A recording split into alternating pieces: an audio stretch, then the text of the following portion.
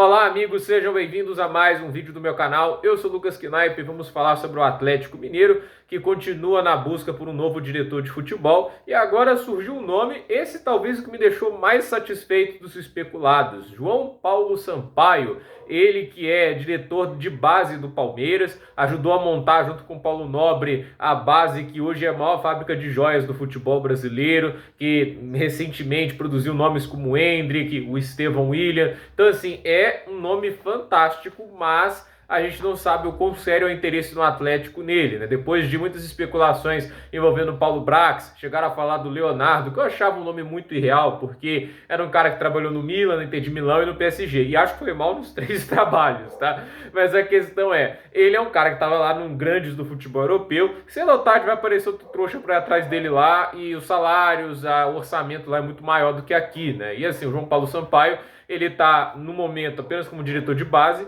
e para um cargo de diretor de futebol, no final, permite a ele ter mais poder, mais decisão, e há um lado do futebol que ele não consegue explorar dentro do Palmeiras. A gente vê que no Palmeiras há boas decisões na base, mas a diretoria de futebol em si, aí é outra história, né? Tipo, desde a saída do Paulo Nobre, a diretoria de futebol passou sobre reformulações na mão da Leila Pereira, e, ao meu ver, a qualidade das contratações caíram. Mas aí também é outra história. De qualquer maneira, o Atlético Mineiro pode fazer uma boa oferta por ele. E assim, ele já foi até procurado pelo Corinthians, mas ao que tudo indica, ele recusou a oferta porque o Corinthians está tendo muitos problemas, principalmente pelo que vem passando na mídia recentemente, em relação à situação financeira do Corinthians, a questão da bagunça da diretoria de futebol, e o fato de que lá não sabemos o quanto de autonomia ele vai ter, visto como o Augusto Melo e como quase todo presidente do Corinthians mete muito bedelho onde não é chamado. Então assim, a verdade é que o Atlético Mineiro teria uma vantagem, até porque o time já está mais pronto para competir, e a meu ver, é um time que vai permitir ele ter mais flexibilidade e liberdade para tomar suas decisões. Então, eu acho curioso ver se o Atlético vai fazer esse tipo de aposta nele, mas isso obviamente leva um pouco mais de ousadia. O Atlético estaria negociando com um ativo importante do Palmeiras,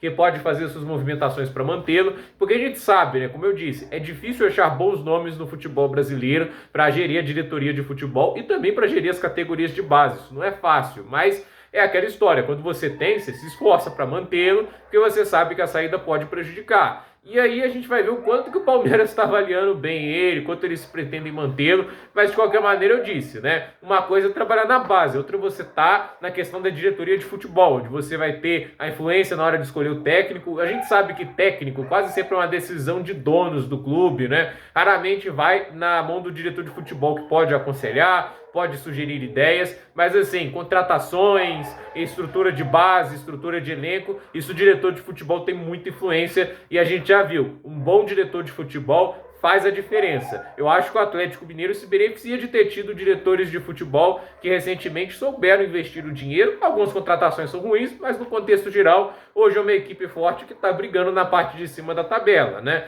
E assim, a gente vê, por exemplo, diretores de futebol ruim, como a gente tem no Flamengo, que mesmo com orçamentos gigantes, eles não conseguem deixar esse time mais forte do que esteve em 2019, menosprezam problemas da zaga, do gol. Eles são diretores de futebol que, com o dinheiro que tem, fazem movimentações bem preguiçosas, muito rasas. Então assim, é aquela história. Uma coisa, obviamente, é ter dinheiro e tudo isso, mas um bom diretor de futebol é o cara que faz esse dinheiro, no final das contas, serem investimentos válidos e que geram retorno para o clube. Eu acredito que, assim, por mais que ele trabalhe com a base, isso não tem tanto a ver com gasto, entende? Negociações.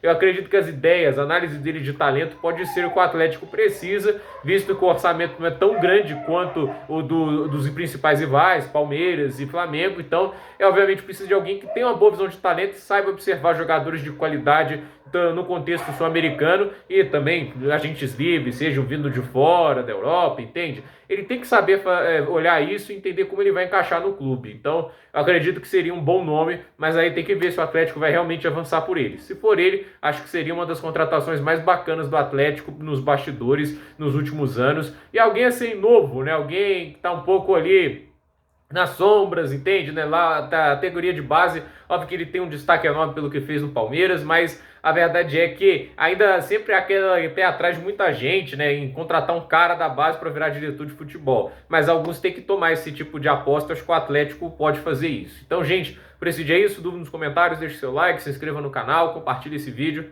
e até o próximo vídeo.